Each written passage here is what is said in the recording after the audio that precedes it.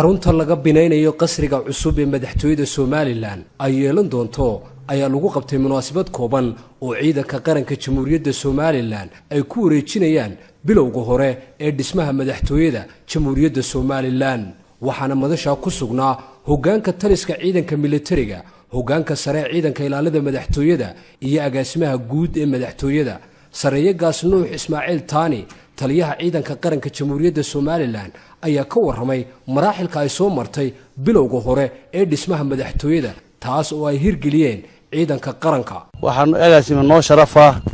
inaan dhismahan anagu xoog saaray dib kasta ha ahaatee kuna faano dhismaha qaranka oo mustaqbalka inaan qayb ka qaadanay anaan ku faano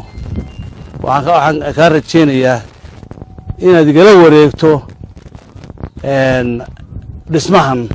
agaasimaha guud ee madaxtooyada Somaliland Maxamed Cali Bile ayaa ciidamada militariga Somaliland uga mahad celiyay sida xilkasnimada leh ee ay u hirgeliyeen dhismaha hore ee madaxtooyada Jamhuuriyadda Somaliland taasoo wax weyn ka qaadanaysa dhismaha shaqo ee qaranka Jamhuuriyadda Somaliland maalintii la qorsheynayay hadal badan baa iska jiray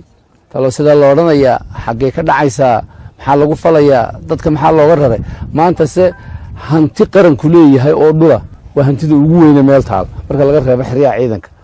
waa hantida inta leeg oo wax kasta ka dhismayaan oo madaxtooyada ka dhismayso xafiisyada dawladeed ka dhismayaan qaranka u hadhay waxaasna ma suura galeen haddaan horta ciidanka qaranku hawsha gacanta ku hayn waayo iyaga mar difaacayay mar dhisayay mar ilaalinayay mar mujtamaca meesha degan abaabulayay mar xiriir wanaagsan la yeelanayay bulshada marka runtii cid kasta oo kale oo mashruuca gacanta ku hayn lahayd marnaba kuma guuleysatay muddada yar haddaan ciidanku hayn waa 4 kiiloomitir haddaad lug ku dhufato 4 kiiloomitir oo dhinac kasta waa kiiloomitir iyo siyaada dhinac kasta marka la isku daro qofka lugeeya